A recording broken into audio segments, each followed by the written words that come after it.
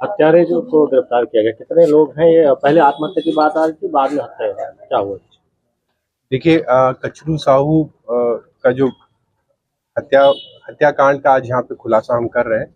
इसमें 4 आरोपियों को हमने चिन्हित किया है, जिसमें टेकचंद, दिनेश साहू, रोमन साहू और राखी लाल, ये 4 लोगों ने मिलके इस पूरी घटनाक्रम को अंजाम दिया है। घटनाक्रम को इस प्रकार से रूप दिया गया था कि प्रथम दृष्टया देखने वाले को ये लगे कि ये हत्या नहीं, आत्महत्या है।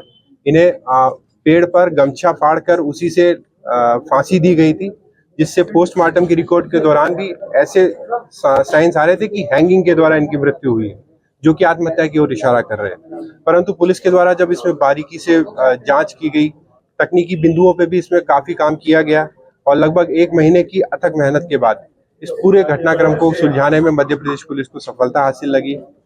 इस पूरे घटनाक्रम में बिरसा थाना की उत्कृष्ट विवेचना के लिए पूरी टीम को 10,000 रुपए के इनाम से मैं यहाँ पे घोषणा भी कर रहा हूँ और इस केस को हम चिन्हित अपराध की श्रेणी में लेके निश्चित तौर पे इसमें सजा दिलाने का 100% हम लोग प्रयास भी कर रहे हैं। रघुनाथ, जो मृतक रघुनाथ है, उनके रिश्ते में रिश्तेदार? जी हाँ, ये कारण क्या था? दिनेश साहू रघुनाथ साहू का बेटा है और दिनेश साहू और रोमन साहू और राखी लाल, ये तीनों आपस में रिश्तेदार हैं। बुआ के लड़के हैं राखी लाल और रोमन, और इन दोनों परिवारों का काफी पुराना रंजिश लोहारडी क्षेत्र में निकलने की बात सामने आ रही है।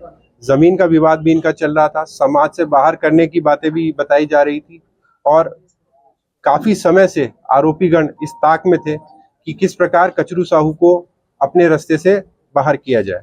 तो ये पूरी सुनियोजित षड्यंत्र थी कि दूसरे राज्य में ले जाके मौका देखकर इस घटनाक्रम को अंजाम देना था और काफी सुनियोजित तरीके से चूंकि इसको किया गया था, इसलिए पुलिस को भी काफी गहनता से इसमें जांच करी, तब जाके इसमें हमें सफलता हासिल। क्या रणनीति थी, इन्होंने किस प्रकार से अंजाम दिया इसको? कैसे बुलाया? पहले उसे नॉनवेज खाने के बहाने टेकचंद, जो कि पूर्व से शिवचरण का मित्र था, उसे यहाँ पे बुलाया उसने दूसरे राज्य में। जब वो यहाँ पे आया, वो लोग खाना खा रहे थे, तब उन्होंने दिनेश और अन्य साथियों को सूचना दी कि वो यहाँ पे आ गया है। उसके बाद अन्य साथी वहां पे पहुंचे, जिन्होंने उसके साथ मारपीट करी।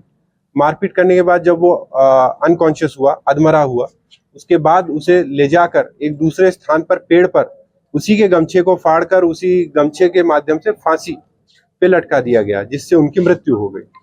और पूरे घटनाक्रम में मोटरसाइकिल और अन्य साक्ष्यों को इस प्रकार से दिखाया गया कि ये हत्या न होकर आत्महत्या प्रतीत। सर, जो 4 आरोपी पकड़ाई, आपस में कोई रिश्तेदार लगते हैं, किस तरह से? नहीं, जैसा आपको मैंने बताया, दिनेश, रोमन और राखी, ये तीनों लोग रिश्तेदार हैं। टेकचंद ने इनकी सहायता करी थी, इनको सूचना दी थी एवं उसको यहाँ पे बिरसा क्षेत्र में बुलाने में उसका अहम योगदान था और कहीं ना कहीं इनकी आपस में बातचीत भी हुई थी कि आपको, यदि आप हमारी मदद करते हैं तो उसका जो भी आर्थिक या अन्य प्रकार के लाभ है वो आपको दिए जाएंगे।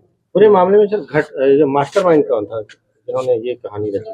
मास्टरमाइंड यहाँ पे दिनेश और रोमन साहू और राखी लाल, ये तीनों लोग मिलके इसमें माने जाएंगे और इसका मुख्य सहयोगी टेकचंद रहा है।